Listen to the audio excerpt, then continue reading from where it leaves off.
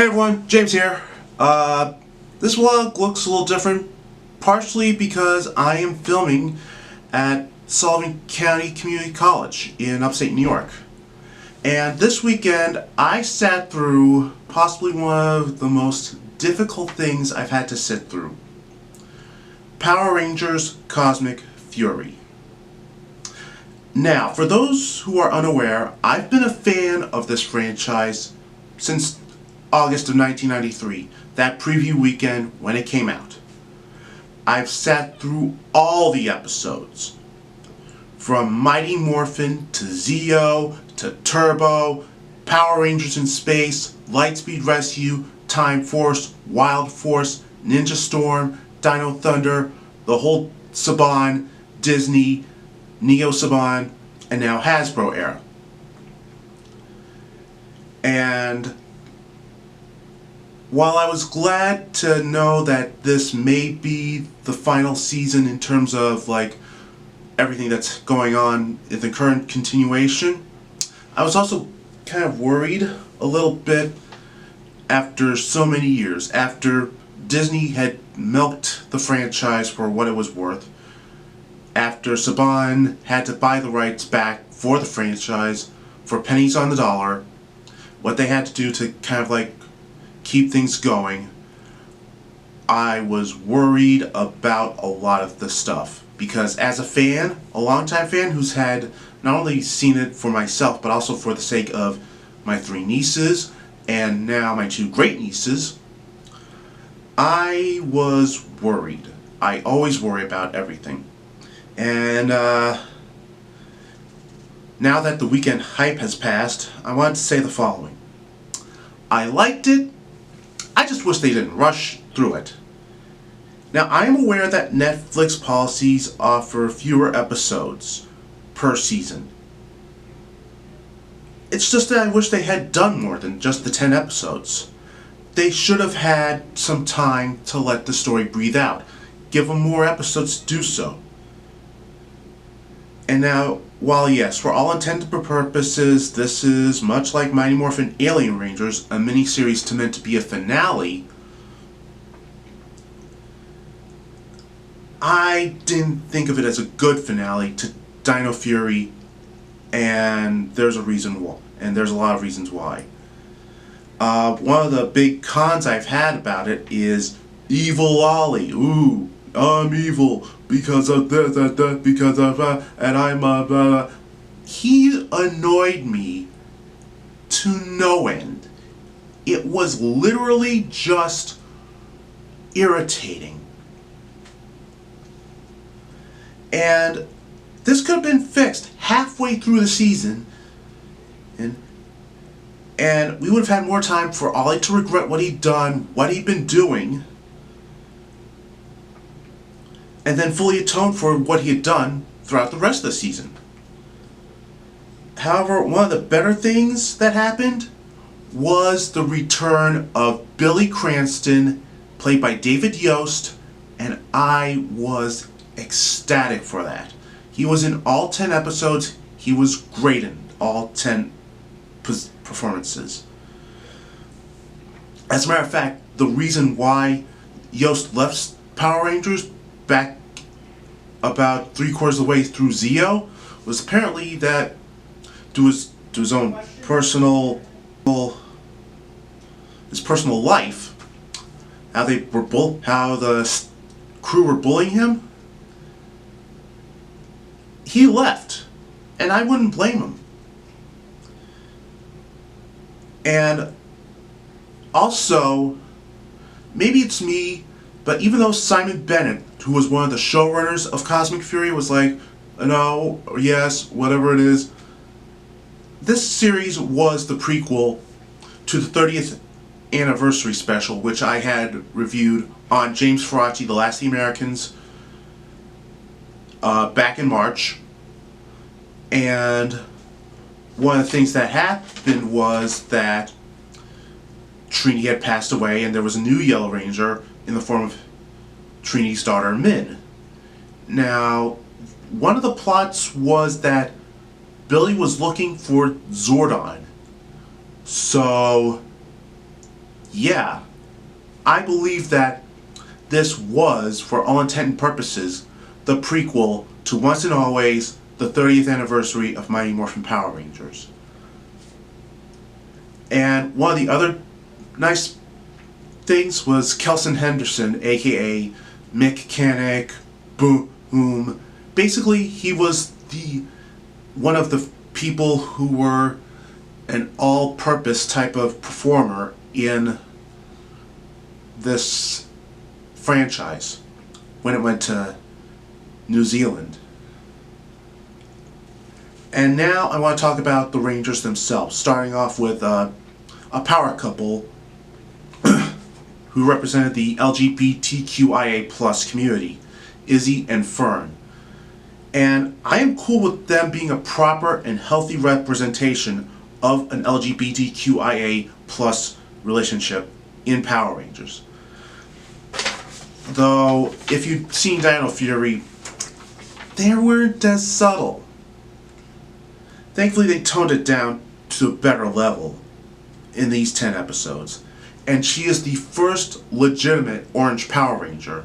For those wondering, orange was never one of the colors of the show. It was definitely more of like a joke. Basically, the episode Boom was in, who was also played by Kelson Henderson, he pretended to be the Orange Ranger. And but I liked Fern. And I wanted to get into the other characters that actually got some development. Ion, Zato, and Amelia. And Amelia is actually a legitimate transfer from Pink to Red Ranger, and I like that. Now, the other one that I recognize as an official Red Ranger is Lauren from Super Samurai. The one from A Squad, because I never knew who this character was or what she was, she didn't qualify as a Red Ranger to me, just based on what I've seen from her. And for Zato, who I should point out one thing, that Amelia, Ion, and Zato are from the planet Rathcon, which means basically they're aliens. Zato, his character was the one who probably got the most development, because he sacrificed himself at the end of Dino Fury only to sacrifice himself at the end of Cosmic Fury. So, yeah. Again, they could have built up more time and more episodes to let that happen. And one of the other characters that got some development was Javi, who is Izzy's older brother. Javi was into music during Dino Fury, and one of the things he did, which was the big moment of him in Cosmic Fury, was he took the Morphin Master's staff and it cost him an arm to unlock the Cosmic Fury Zords. And I wish they had more time to kind of like let him feel regret, to have him like work out all the issues that he had with his new bionic arm and all that. There was no time, because again, 10 episodes. And I'm going to talk about now the other villains from outside of Evil Ollie. Oy vey, was that character out to drive me nuts. Let's start off with the Squid Ink crew. Okay? The villains and the Zord footage was based on the Sentai series. And yes, I discovered that Power Rangers was based on Sentai footage thanks to, you guessed it, Linkara. Back to the villains. Yeah, they were about as subtle with the names. Bazillionaire, Squigillionaire. Yeah, very subtle. For me, the main villain was Lord Zed. He was the guy who basically destroyed the Zords and the powers of the Rangers in Season 2, Season 3. In Zeo, he destroyed the Machine Empire, with a little help from Rita during those times. Okay, I will admit to that. But what they did to him to basically say, okay, you're gone, the villain is taken care of, is that they left him on a planet where he has to have nothing but his nightmares,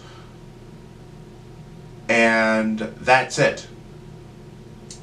This is the one time I would actually advocate the Man of Steel ending.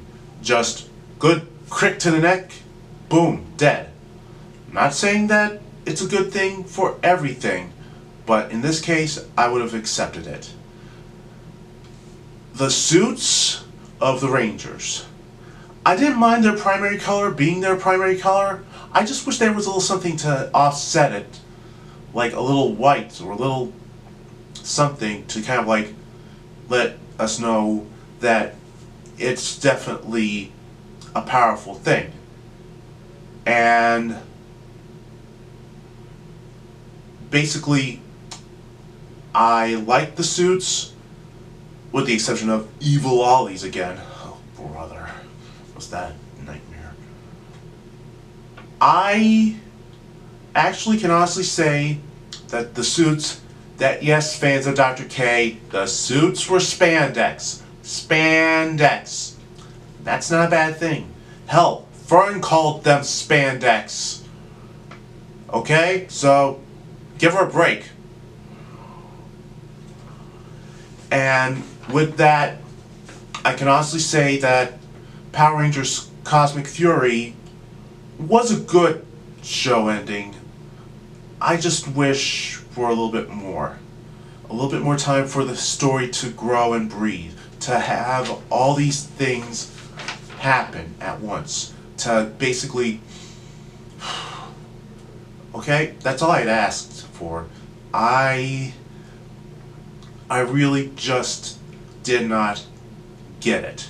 Okay, it was basically a 10-episode miniseries, much like Mighty Morphin Alien Rangers was the miniseries that ended the original Mighty Morphin Power Rangers era, and now here we are again, 30 years later, and since the end of Mighty Morphin. Yeah, this is how the series has ended. I just wish it had a better ending. I just wish it had more time to breathe and allow more story development.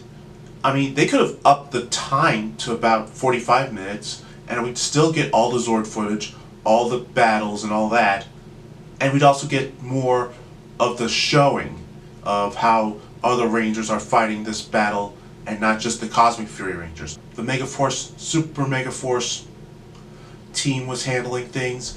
I wish there was so much better. And to be honest, it was a good ending. It just felt like Megaforce / Super Megaforce at over 9,000. But as endings for Power Rangers, it was pretty good. Thank you for listening, and thank you for checking me out here. I don't know how many more I'm going to be doing, but know that may the power protect you always.